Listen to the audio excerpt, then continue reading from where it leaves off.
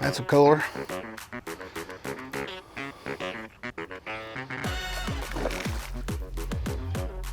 Get out of there. Get out of there. I ain't got the line for you to be doing that digging and that stuff. Come here. I don't think that is a good place for that thing. Stay on there. Stay on there. Come here. Come here. Ah! That's what I'm talking about.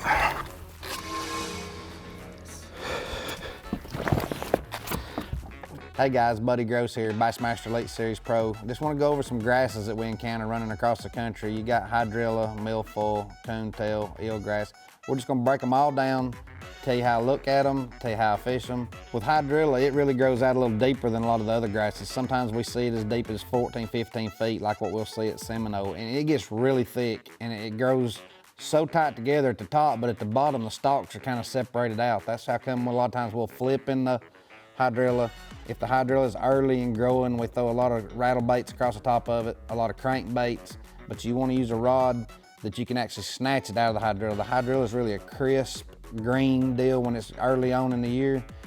If we get there too early and it's died off, that'll be just black stalks, but you still got to have that power to rip them out. So sometimes we tend to lean with a little bit heavier rod, a little bit heavier line on the Hydrala, because it's kind of abrasive. It's really a tough deal, but it's crispy. So with that being said, snap jerks of the rod will actually break the grass loose, get you baits through it. But it grows in clumps sometimes, it grows in lines sometimes, it covers the whole mat, almost like a carpet. So a lot of times when you see a carpet like Hydrala, that's what it is. It's gonna be a lot of the Hydrala, but it's really a good grass to fish. It's got nice edges, it follows contours well. When you're in your boat, you can actually find the little dips, dives, ditches. Drains are really good. So we're working on Millful now. Millful is a grass that I grew up fishing on the Tennessee River. It always grew a little bit shallower. If you could see it out to some 8-foot depths if the water clarity was good, but a lot of times in the spring we get the spring rains and it would kind of confine it to that 0 to 5 foot was a great range for it. And it was a grass that filtered more, it seemed like, because if you hit the grass and you jerk a bait out of it, you could see the puff come off of it of all the particles that it was filtering. But Millful was always the key. It was green, it was pretty, it's soft. So back to your rods and your line, you really had to have a stiff rod for it too, because it was hard to snatch the Millful off your hooks. If it got on the treble hooks or something, it would actually cling to it a little more. It's hard to get off. Later in the year it got, the harder it is to get off. It just kind of lay limp. It's really a limp, soft type of grass. Fish love it. It also follows contours, but it likes a real soft bottom more than some of the other grasses. So it was a grass that drew the bait fish in. Brim loved it because all the particles on it and all the little microorganisms was there. So it was a great bait attractor and it was a great bass attractor. So now we're going to look at the eelgrass. Eelgrass is a relatively new grass to this area, and still not real sure where it comes from. I've heard that it comes from aquariums being dumped in, but it's a grass that is taking over the system. So there's 2 strands. There's one in Florida that I think is like a broadleaf, and there's one up here that's like a smaller, thinner leaf. But I use my graphs a lot more with the eelgrass because you can't see the tops of the eelgrass much unless you're in super shallow water and it's topped out and so thick we don't fish it a lot. It's got some uses there, but mostly eelgrass is going to be offshore in harder bottoms.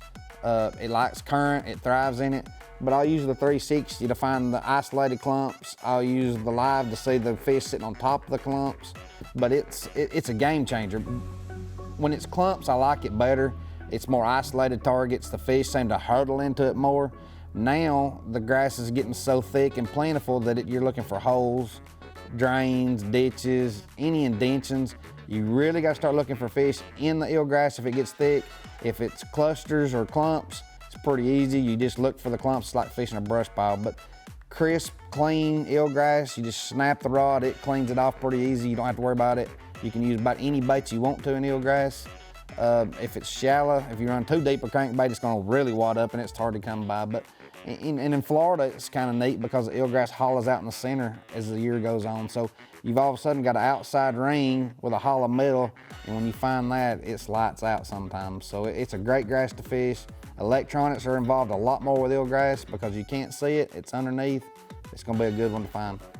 Next one we're talking about is Coonetail. And Coonetail, you know, I have a love-hate relationship with it. Coonetail is one of those that grows early in the year, earlier than the rest of it, and it gets green early. It likes cooler weather, it likes cool water, and it is the first grass they start relating to. It's gonna grow really long, tall, lanky, and it don't grow as much thick at the bottom and just have isolated clumps of this stuff sometimes.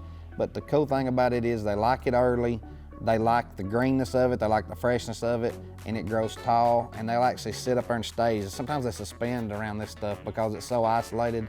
So it's been one that I learned early on. It was key player, rattle traps, crankbaits. Again, the sonar plays a big deal. It likes drains, it likes little bitty depressions. If you find it on flats, that's a plus, but I liked it in the drains area because early in the year, they're staging up, headed to a flat, and it give them a place to rest on the way in and hang out, and it was always a good one, and look for it early in the year.